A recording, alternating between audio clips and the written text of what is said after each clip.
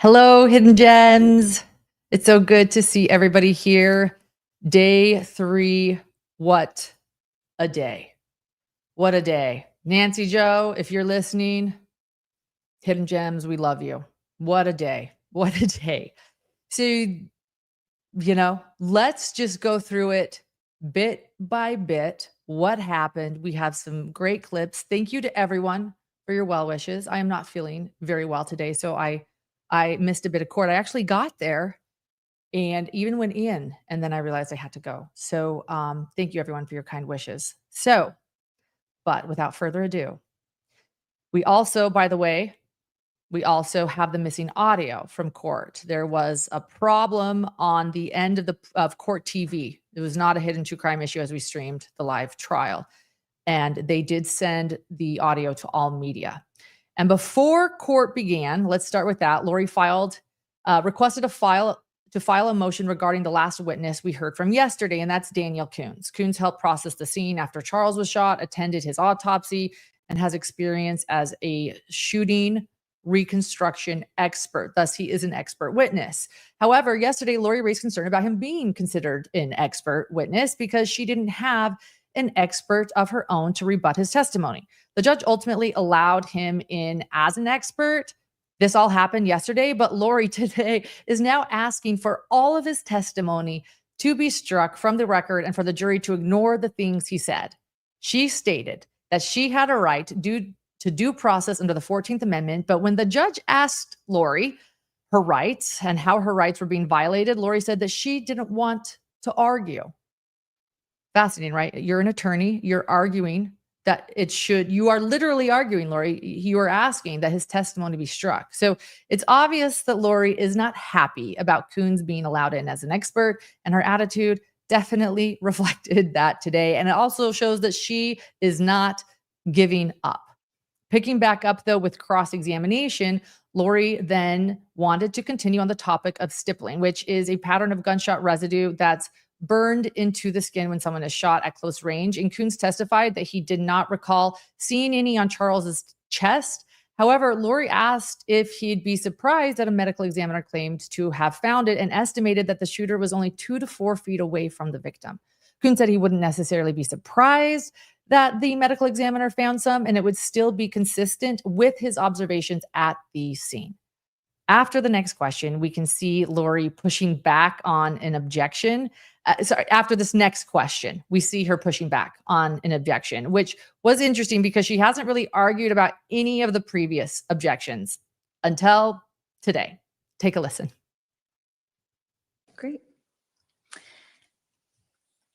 If someone very muscular like my husband were 2 to 4 feet away from you holding up a bat, would you consider that a threat? And I would object to speculation, relevance. Your Honor, I'm asking for his opinion as a professional and as a firearms expert. He's not, okay. That goes to the ultimate hold on. decision. The objection is sustained and it calls for a legal conclusion. It calls for a legal conclusion? Yes, move on. The judge, let's move on. It's sort of what he said she does. She responds after something is concluded. You're not supposed to do that. Well, as you can see, she is a little bit more fiery today. I was wondering how long it would take. Well, we now know. Day 3. That's how long it took. Next, Lauren Daybell asked if his opinion of what happened would be an educated guess. Coons asked if Coons's opinion of what happened would be an educated guess. And Coons replied that no, his opinion is based on known facts. In other words, based on known evidence. Lori then asked Coons to review his report that he wrote from the incident and explain the meaning of a shored wound.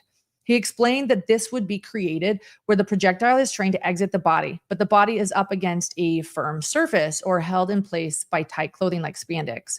Lori asked Coons if he was aware that on the day of the shooting, Charles was wearing a $200 bamboo workout shirt. And that bamboo is a heavy duty fabric that doesn't easily rip or tear. And she also wondered if this type of fabric could have caused the wound to be shored. Coons stated that he had no knowledge about bamboo fabric, and while it could theoretically be a contributor, it wouldn't be in this case because Charles's body was on the floor. Laurie pushed back on this, which we can listen to right here. So you just said in your report earlier that a shored wound could be caused by tight clothing. Is that correct? Correct. And you're saying that could not have happened in this case? The shirt did not appear to be tight clothing to me. Well, it was made of bamboo, as we established, right? Is that correct? I am taking your word for it. I do not know that it's a bamboo shirt. Okay. And you did not investigate that at all? No, ma'am. But you had the shirt in your possession, It was seized as evidence, yes. and you never checked what kind of fabric it was, No, ma'am. and you never checked if that could be a possibility, No, ma'am. and you knew that spandex was kind of a material that could make that kind of shored mark that you just mentioned, correct? It would have to be super tight clothing. Super tight clothing, Yes. or a fabric that's even stronger than the spandex that you mentioned. The strength of the fabric, I don't believe, has a huge play in it unless it is form-fitting and compressing the skin, much like a hard surface or firm surface would. Okay. But what you said in your report was that held in place by tight clothing could cause a shored wound. As has been explained to me, yes. Okay. Okay.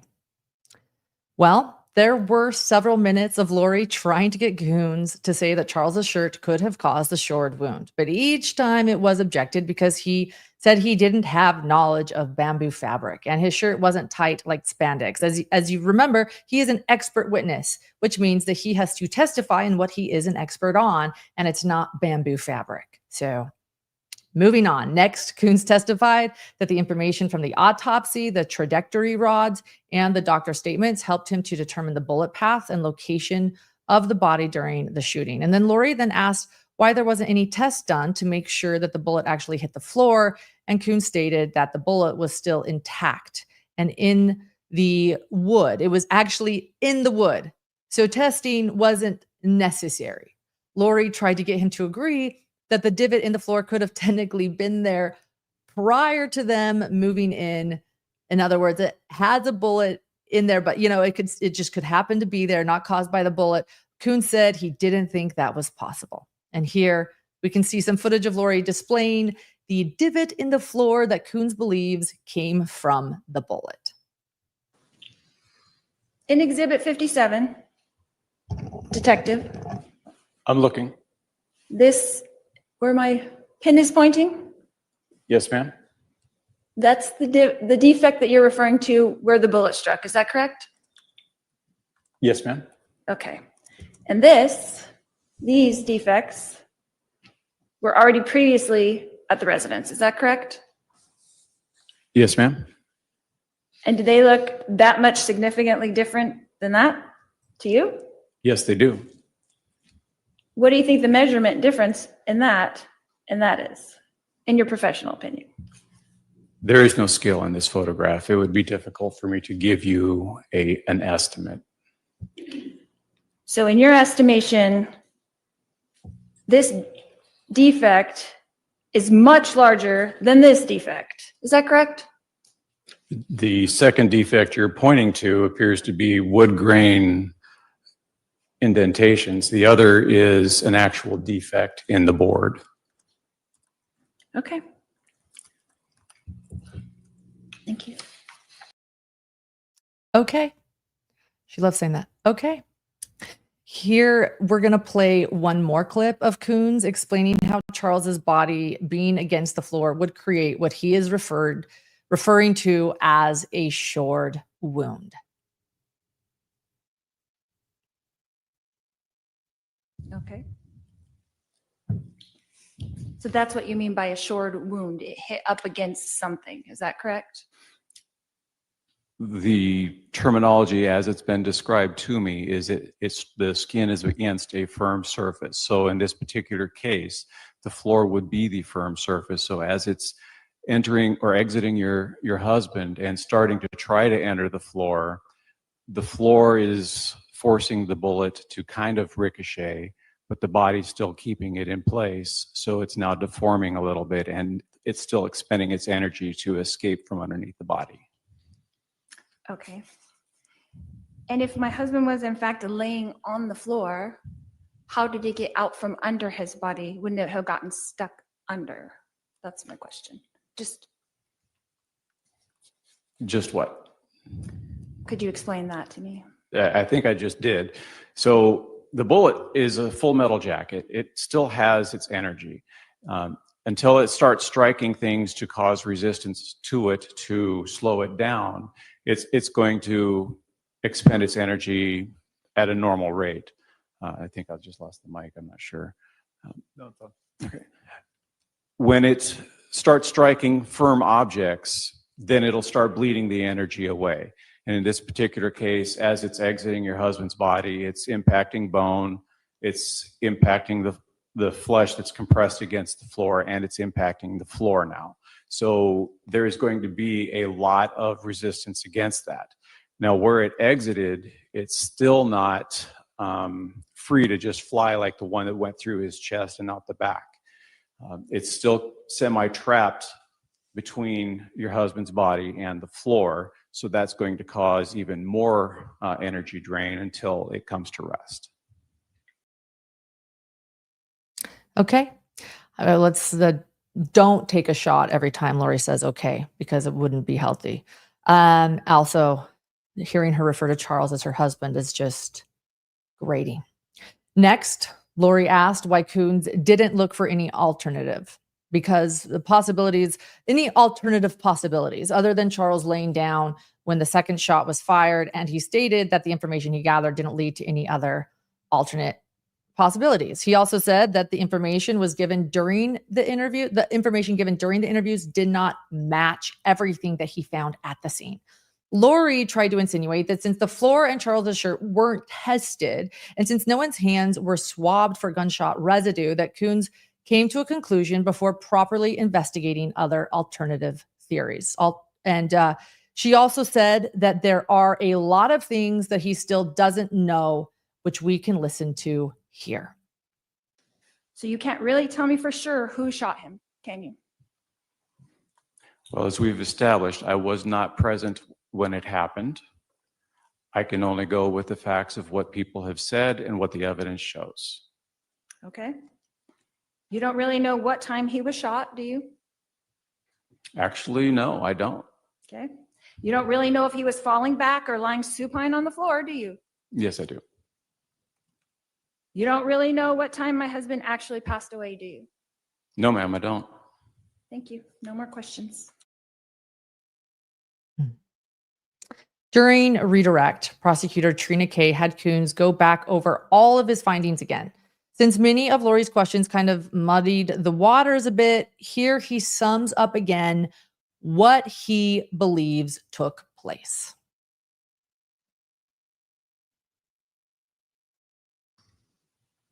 Are you, if the physical evidence is what it is, are you trying to find a new way to make that work? No, I let the evidence speak for itself. So here, the physical evidence is one bullet is in the baseboard, right? Yes, ma'am. And so that had to come from somewhere that makes sense for that trajectory, right? Yes. And then the other bullet is right next to Charles. Correct. And so again, you're looking at all the physical evidence and how that fits together. Yes. And in this case, in your opinion, the shot through Charles's chest that exited his back, did the evidence support to you that he was standing up for this shot?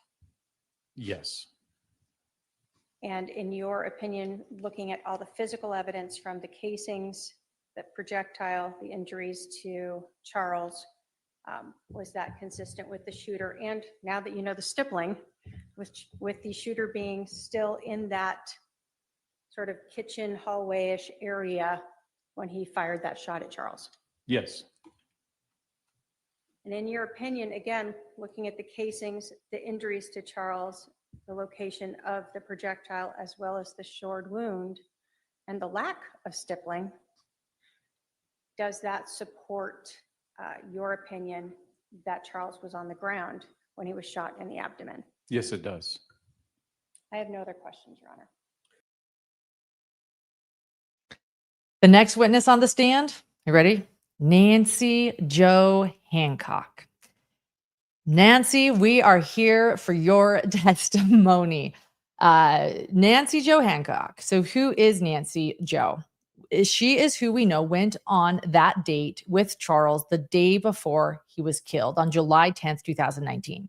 Nancy Jo explained that she is divorced and met Charles on an LDS dating website in July of 2019, the month that Charles was killed.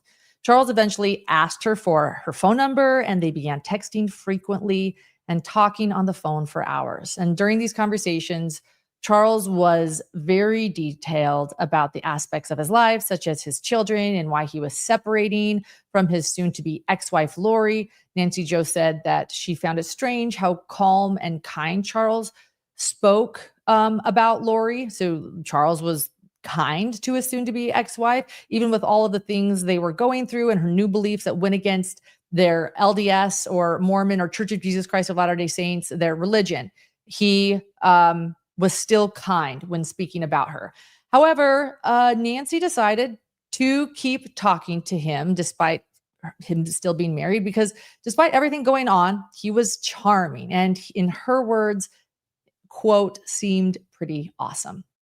Next, Nancy Jo explained that Charles and Nancy met for the first time on the night of July 10th. Again, the night before he was shot and killed. And July 10th, after Charles flew in from Texas to Arizona, she described Charles as Charles being ecstatic to see his little boy JJ and picking up JJ for school the next day. And he even choked up when describing him like a kid on Christmas morning. So heartbreaking knowing what happened to JJ, but the jury doesn't yet know. Charles also told Nancy Jo about his plans to go view a house in the area and meet with Lori's brother, Adam, and they discussed seeing each other again the night after he finished all of his errands. Nancy Jo reiterated just how open Charles was with her throughout their conversations, and even brought up changing his life insurance policy beneficiary from Lori to his sister, Kay. Nancy stated that she suggested that Charles tell Lori about the change, especially because he expressed being concerned about his safety. He expressed this to Nancy Jo on a first date. He reportedly chuckled and told her that was probably a good idea. And the next day, Nancy reached out to Charles because they had those loose plans to meet up again, but she never heard back from him. She figured he had just decided to not talk to her anymore, and it wasn't until December that she saw the story on the news about him being shot. She spoke to police in April of 2022 to tell them what she knew about this case. So Lori begins her cross-examination. Are you ready? She begins her cross-examination by immediately referring to Charles once again as her husband, which I have seen countless people, many of you in chat, pointing it out, as well as online, that it's just such a dig. It's almost like she's doing it to seem closer to him in the eyes of the jury. I mean, maybe we ought to remind Lori that her actual husband is sitting on death row. Chad Daybell is on death row in Idaho. But Charles VALLOW, unfortunately, was her husband at the time of his murder, and she gets to call him her husband. And it is so grating. So it does seem like she is doing it to seem closer to him in the eyes of the jury. And some people even think that the state should maybe object to her calling him that. Instead, maybe just referring to him as Charles. It also seemed a little snarky, the way she said it to the woman who had developed a connection with Charles while he and Lori were going through their separation, Nancy Jo Hancock. Regardless, let's listen to a little bit of this back and forth with Lori trying to insinuate that they weren't actually going through a divorce. Take a listen. And you stated that your husband, or my husband, told you that he was going through a divorce. Is that correct? That's correct. And did you have any way to verify that? No, I didn't try to verify that. Okay. So did it surprise you later to find out that we were not in the process of a divorce?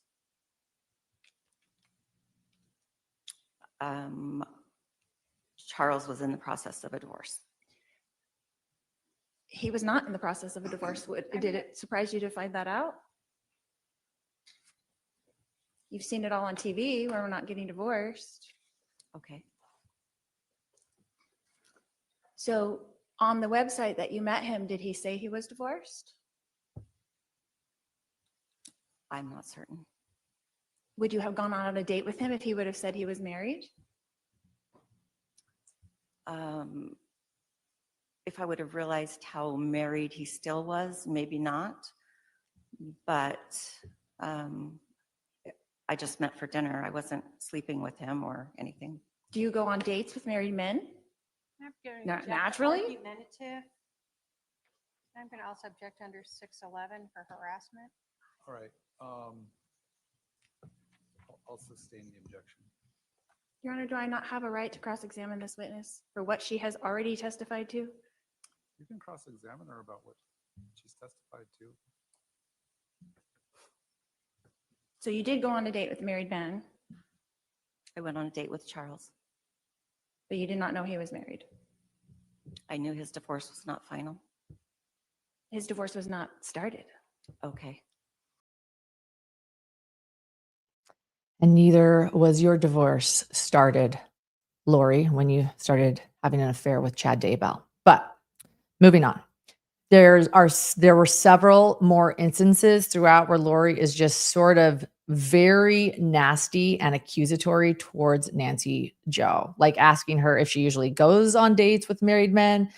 Again, pretty ironic coming from her considering what we know. And I don't think her speaking that way is going to go over well with the jury.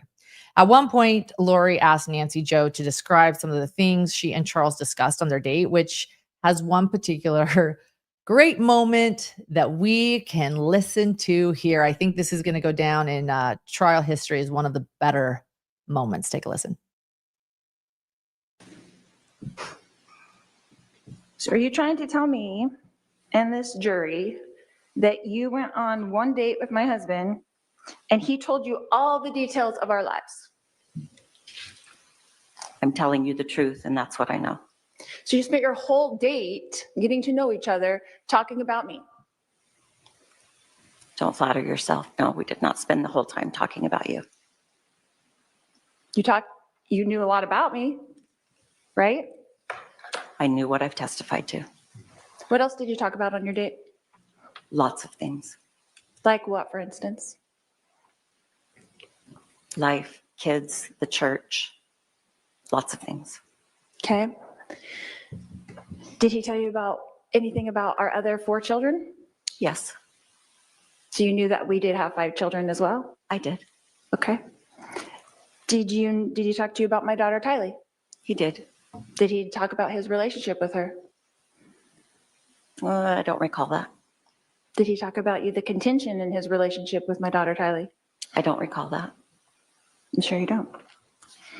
Then I'm going to object to comments by the defendant made after questions testifying. Let's sustain the objection. On your date, you talked about my husband was a life insurance salesman. Is that correct? I knew he did something with money and insurance, but I really didn't know the details of what he did for work. Like I said, I don't ask the details about what someone does for work when I'm trying to get to know someone. But you knew that he sold life insurance. You stated that. I believe that I had a vague understanding that he did something with insurance. And then he brought that up again at dinner. No, we didn't talk about his work at dinner. I thought you said you did talk about, correct me if I'm wrong, you said you did talk about that he changed the life insurance policy at dinner. Well, you were asking me if we talked about that he sold insurance, which that didn't happen. But yes, he did tell me that he changed the beneficiary of his life insurance policy at dinner. Did he tell you how much his life insurance policy was for? Yes, he did. What did he say? $1 million. Did he tell you how much my life insurance policy was for? I do not recall. You don't recall? We didn't talk about you very much in that vein. When did you talk to him about me very much then? If it wasn't at dinner, was it in your text messages? We were talking about what he was going through in the process of separating from you, not about what your life insurance policy was worth. And we talked about you on the phone, and when I say you, meaning what he was doing as he was going through this separation. Nancy Joe telling Lori not to flatter herself. With this type of sparring going back and forth, the judge called a sidebar after the state objected to Lori's questioning for harassment, actually. However, there were some technical difficulties with the court reporter being able to hear, so the jury was actually sent out, and we were able to listen to this sidebar.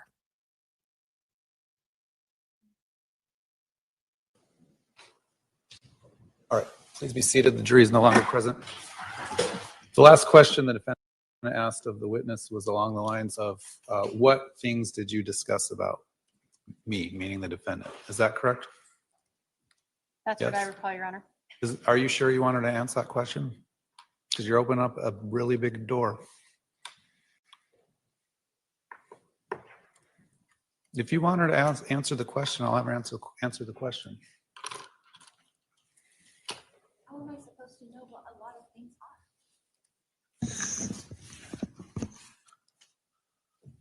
All right, if you want her to answer the question and there's no objection from the state, we'll No bring the objection. jury back in and have her answer the question. All right.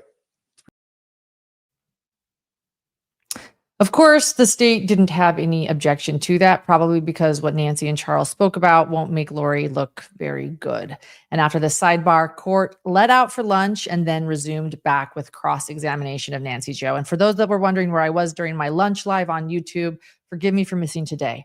But I will be back tomorrow. I am doing much better. So we then after lunch, it seems as though, well, first off, it seems as though Lori heeded the judge's warning and decided to skip the question about what Nancy and Charles discussed about her in their text conversations. And she switched to asking about Nancy reaching out to Charles's sister, Kay Woodcock, after seeing the news story about the shooting. So Nancy explained that she messaged her on social media, message Kay, and they have continued to text here and there ever since. And Nancy said that she wasn't sure if she was allowed to say what they discussed, and we can probably assume that it was regarding what happened to JJ and Tylee. So heartbreaking. And the other court cases is what we're going to assume was, it's what I assume was being talked about, all of which this jury, again, has no idea. Lori asked if Nancy ever turned over her text messages to police, and she said that they retrieved them from Charles's cell phone. Lori then began asking how many times she spoke to prosecutor Trina Kay about this case and if she's ever communicated with her brother Adam. So Nancy said she did speak to Adam once, but only because they ran into each other at a pickleball tournament and she recognized him from the media. And so just Adam had a DJ job for many, many years. So she recognized him. And a few moments later, Nancy actually remembered, though, that she had messaged Adam on a dating app. And in this clip, Lori accuses her of lying.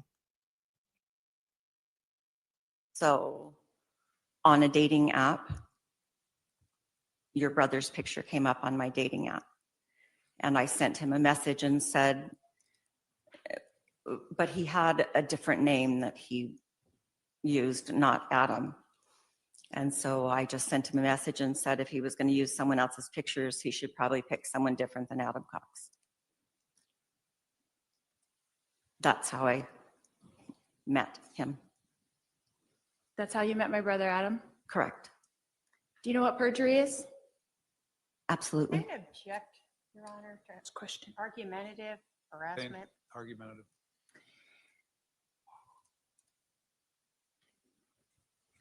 How long was this conversation that you had with my brother at the pickleball tournament? A couple of minutes, maybe less.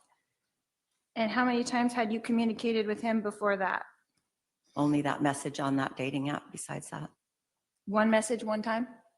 I don't remember. I think he messaged me back and it didn't continue. So just the one day then? maybe several messages in one day?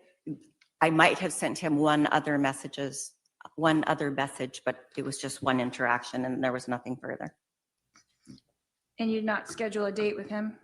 I did not. Next, Lori asked Nancy if she had ever spoke to Brandon Boudreaux, Lori's niece Melanie's ex-husband. Nancy said that they briefly met because he attends the same church as her daughter.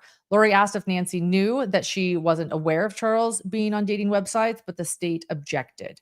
She changed the question to ask if Charles had informed Nancy that Lori knew they were separating. And Nancy said, quote, well, he was under the assumption you were having an affair, so him moving on was a natural effect from that, end quote, which was a pretty good line.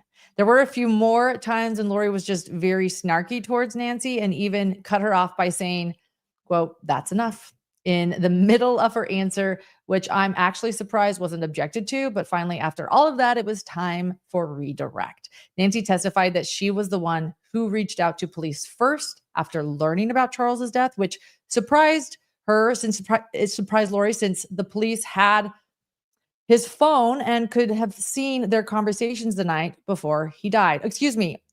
It surprised, let me clarify. Let me look back at my notes. It surprised Nancy Joe that she had to reach out to police first, since police had Charles's phone, forgive me, and would have seen their conversations the night before he died. And she clarified her interactions with Kay Woodcock, Brandon Boudreaux, police, and some of the things Charles told her. She stated that Charles let her know that he had met with an attorney to get the ball rolling for a divorce, but she would not have entertained a serious relationship with him until it was finalized. The last witness of the day was Christina Atwood. This is somebody else we've all been wanting to hear from.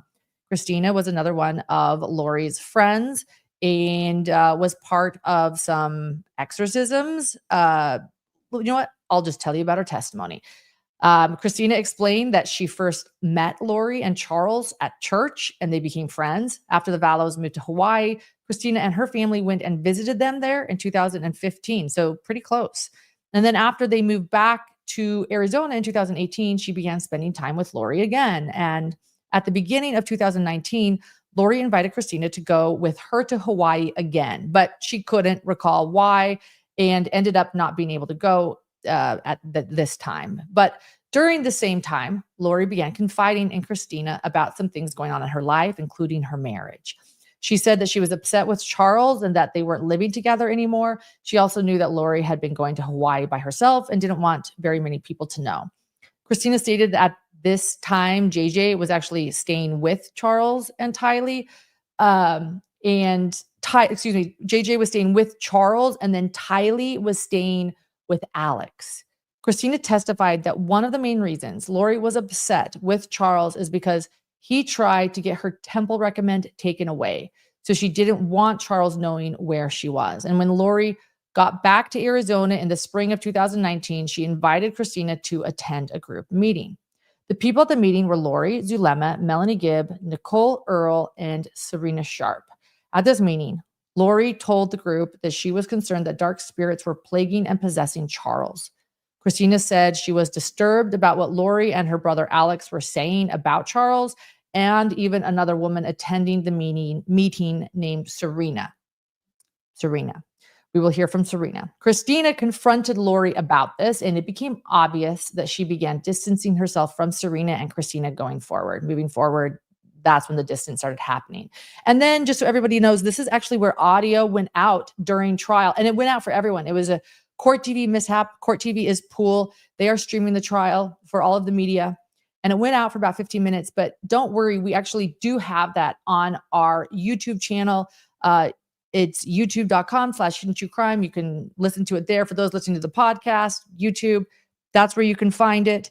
And it's interesting. It's interesting. So definitely take a listen to that. And then the prosecutor, next after that, prosecutor Trina transitioned into asking Christina about where she learned that Charles had been killed. She stated that at first she didn't realize that Alex was the one who shot him. And then Trina asked if at any point did Lori say she was joking about Charles being possessed by evil spirits, and Christina said no. After that, Lori stated that she didn't have any questions for cross-examination, and court ended for the day. And let me just say, that was a wild moment, and court ended earlier than anticipated because we were all expecting a cross. But Lori methodically decided that she was better off just leaving that testimony as is, that it wasn't too damning, I guess. I'm just going to let's not stir the pot. Lori said, we'll leave the pot stirring to Nancy Jo Hancock today. And she just kind of backed off, which was also interesting. After sparring so much with Nancy Jo, she really just sort of walked away from this and said no further questions. We are ready for day 4 tomorrow. I am feeling better, and I am so grateful for all of you. I do agree it was one of the smartest moves she made all day. Everyone, thank you so much for being here. I know that this is a little bit shorter stream tonight than typical. Thank you all for your well wishes. I will be back tomorrow, and I'll be back tomorrow with lunch lives as well. Thank you all for being here, and we'll see you tomorrow. May justice be served.